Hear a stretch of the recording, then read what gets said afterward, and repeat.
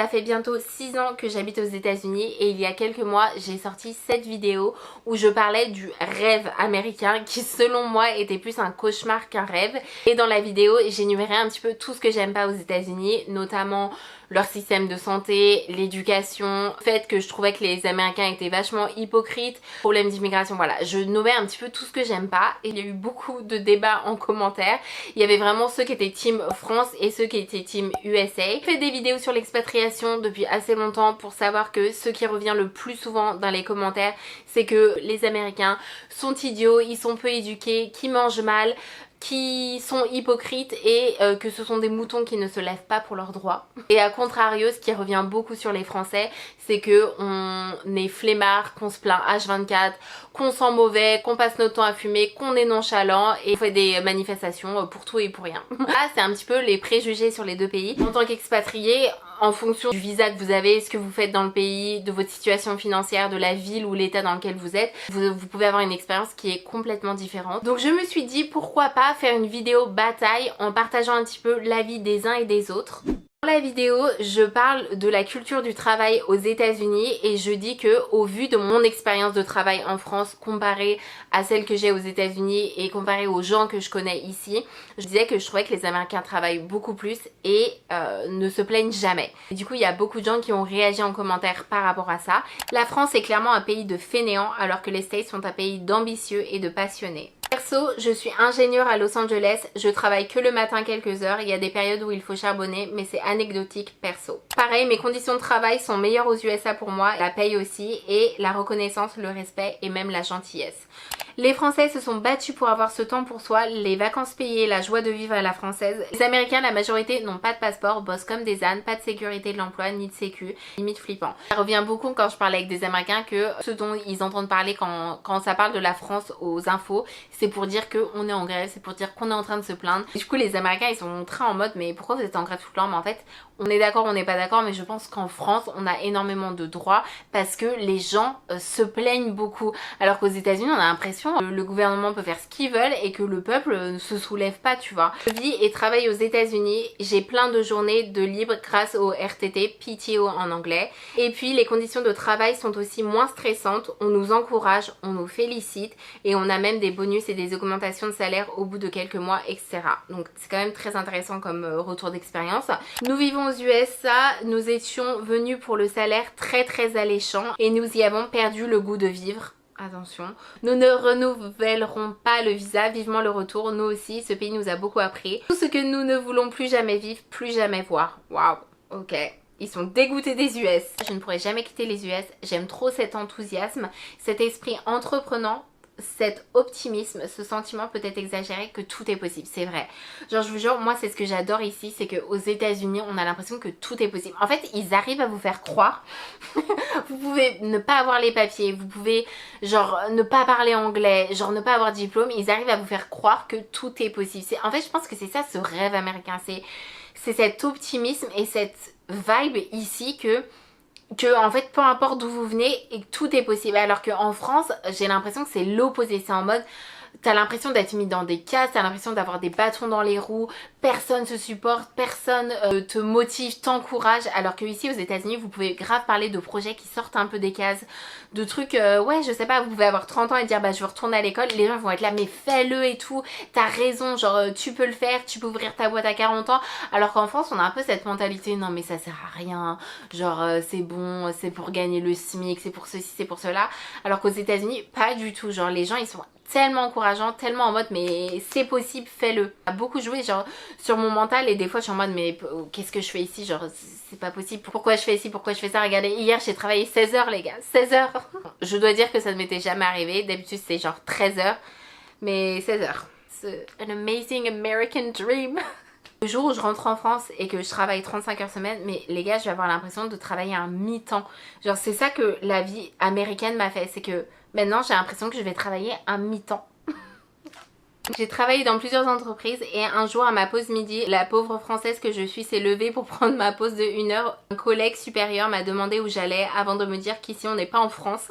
La prochaine fois tu prends un sandwich comme tout le monde et tu le manges devant ton ordi tout en poursuivant ton travail. J'étais choquée. Le problème du modèle professionnel américain, c'est que ça ne se traduit pas en matière de productivité. Les études montrent qu'un travailleur français est plus productif qu'un travailleur américain ou japonais qui ont en commun d'être très bosseurs.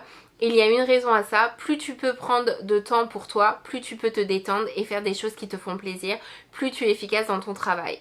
Ça semble paradoxal, mais bosser 30 ou 40 heures, avoir beaucoup de congés et prendre régulièrement des après-midi ou des matinées pour soi, c'est la meilleure façon de bosser de façon optimale. Tu as énormément raison sur beaucoup de choses, par contre, je pense que tu ne prends pas en compte la réalité de la France de nos jours. Peut-être, parce que votre cousine est partie de la France il y a 5 ans. Moi, quand je suis rentrée pour la première fois après plusieurs années, j'étais choquée de voir à quel point ça avait changé. Donc effectivement, quand je fais mes petites reviews, probablement que je ne prends pas en compte comment la France est actuellement. Working hard, c'est ça la vraie vie en France. Moi je suis choquée que les gens travaillent vraiment peu de temps et toujours en congé, en arrêt, dépôt cigarette, et quand ils travaillent c'est le minimum syndical. Je n'ai fait que des déplacements pro aux USA, mais ce rapport au travail m'avait aussi choquée. Des journées de plus de 10 heures leur semblaient normales, mais pour une efficacité déplorable, les employés lents, peu efficaces, l'air démotivé. Mon technicien était choqué de voir les ouvriers traîner des pieds dès la première heure. It's called the American dream because you have to be asleep to believe it. Wow. France est le pays d'Europe qui travaille le plus. Les Français travaillent aux 35 heures, mais font énormément d'heures supplémentaires. C'est bien de creuser un peu le sujet. Alors ça c'est pareil, en France vous allez trouver des gens qui travaillent 70 heures semaine, 75, 80. En fait, comme aux États-Unis, vous allez trouver des gens qui travaillent 15 heures semaine. Je parle de la grosse majorité. En grosse majorité, excusez-moi, mais aux États-Unis ils travaillent plus d'heures à la semaine qu'en France. En fait, des fois quand je dis ça, j'ai l'impression que les Français ils sont offensés en mode mais non mais moi aussi je travaille beaucoup, moi aussi je travaille beaucoup. Pas pour dire que vous travaillez pas beaucoup en fait. Soyons honnêtes. C'est quand même plus rare de trouver quelqu'un en France qui va travailler 85 heures semaine, alors qu'aux États-Unis, je vais nommer 10 personnes que je connais personnellement qui travaillent autant d'heures. Donc c'est plus ça, c'est plus en mode ici c'est commun, alors qu'en France, j'en connais pas beaucoup quand même, et qui en plus ne se plaignent pas. J'en connais pas beaucoup. Il y a quelqu'un qui dit mais je vais être malheureux là-bas avec mes 11 semaines de vacances en France. Il y a des gens qui ont 11 semaines de vacances en France. Je ne veux pas en entendre parler. Vous êtes une franchouillarde typique en fait. Quelle surprise de découvrir des peuples qui aiment travailler, hein, madame? Je vis ici depuis 19 ans et cet optimisme de la vie est vraiment fort, même si la vie est dure pour certains. C'est vrai, hein, aux États-Unis, les gens ils ne se plaignent pas. Vraiment, c'est mon entourage, au travail, mes patrons, genre ils ne se plaignent pas. C'est pas quelque chose, et je pense que c'est quelque chose qui est très français de se plaindre, et aux États-Unis on retrouve pas ce truc là. Moi, je sais pas si c'est une bonne chose ou une mauvaise chose, parce que du coup c'est un petit peu un cercle vicieux, parce que quand tu ne te plains pas, bah, les choses ne changent pas et que ça reste tout le temps comme ça. Mais en tout cas le fait est que au quotidien c'est quand même plus agréable d'être autour de personnes qui ne se plaignent pas, je trouve personnellement. Un autre point que je fais dans la vidéo, c'est le fait que je trouve que les Américains sont extrêmement hypocrites et qu'ils ont énormément de filtres. Ici, ils ont énormément de mal à vous dire les choses de but en blanc. Il me fait rire aussi quand les Français disent que les Américains sont superficiels, alors qu'en France, on prête énormément plus d'importance au look et aux apparences et aux classes sociales et à la hiérarchie que les Américains.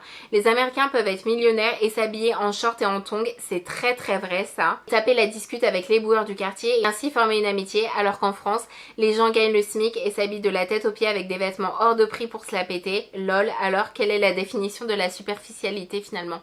C'est tellement vrai que j'ai travaillé pour des millionnaires pendant plusieurs années et effectivement c'est des gens, ils ont de l'argent mais vous pouvez pas le voir sur eux. On aime bien s'habiller en France. Je suis restée 5 ans sans rentrer en France et quand je suis rentrée en France ça m'a vraiment fait un choc culturel de voir comment les gens s'habillent. Ça m'a choquée, alors qu'aux États-Unis moi j'ai arrêté de m'habiller le jour où je suis arrivée ici, hein.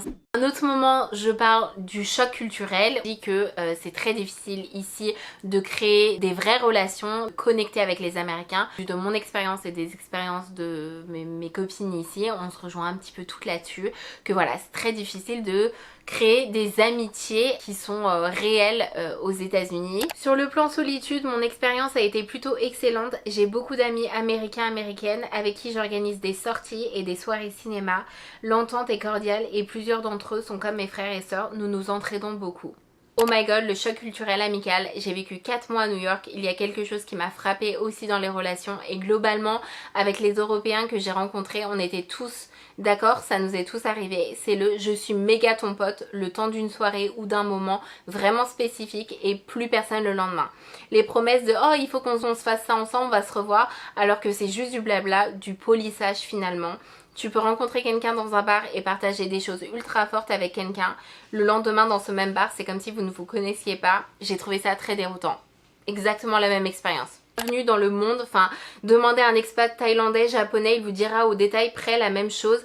Enfin vous êtes étranger, c'est normal que dans un pays étranger vous ayez du mal à vous faire des potes, mais je dis des vrais amis, enfin je trouve. Forcément dans n'importe quel pays ce sera plus compliqué de se faire des amis que dans son pays d'origine. Je vis au States depuis 10 ans et j'ai constaté la même chose. Les gens se croisent mais ne se rencontrent pas. On peut connaître des centaines de personnes mais très peu de vrais amis. La solution, créer sa propre famille. Le rêve américain, c'est comme la loterie, 2-3 gagnants et le reste on survit comme on peut. Tout le monde vit à crédit ici.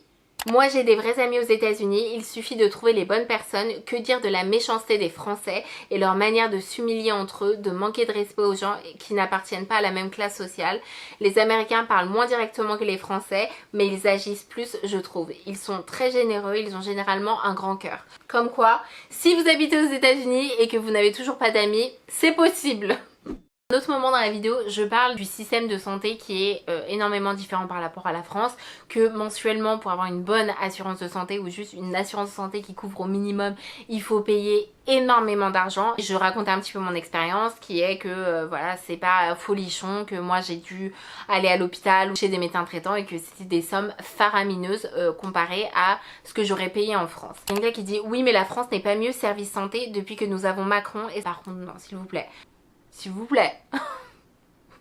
Je suis pas fan. Je suis pas fan du système de santé américain, d'accord? On parle également d'immigration. Le fait que c'est très compliqué d'obtenir des visas si vous n'avez pas des études spécifiques dans des domaines spécifiques, voilà, vous n'avez pas de sponsor, etc. C'est très compliqué. Moi par exemple dans ma situation, je me suis retrouvée à payer des milliers de dollars dans des études qui garantissent même pas de pouvoir rester par la suite. Je parlais du fait qu'ils poussent un petit peu les gens à se précipiter dans le mariage parce que c'est un des moyens les plus simples d'obtenir une green card, soyons honnêtes, et que du coup ça me débectait un petit peu ce côté en mode c'est pas grave, si tu veux les papiers tu te maries et puis c'est tout. C'est pour les champions. Si tu as la volonté et la capacité mentale de te battre pour soi, faire des études sérieuses ou ouvrir un business, tu vivras comme une reine ou un roi. Mais c'est pas donné, vouloir vivre une vie de rêve avec des efforts moyens, ici ça ne passe pas trop. Confort et l'opulence sont très accessibles à tous, mais il va falloir le mériter par contre. Moi je trouve que les États-Unis, malheureusement, vous pouvez travailler aussi dur que vous voulez si vous n'avez pas les diplômes qu'il faut et si vous n'avez pas l'argent. Ça va pas vous permettre de rester dans le pays, ça va pas vous permettre d'avoir les papiers. On n'a pas les papiers, on n'a pas les papiers. Hein. Ton expérience dépend surtout de la ville ou de l'état où tu te trouves.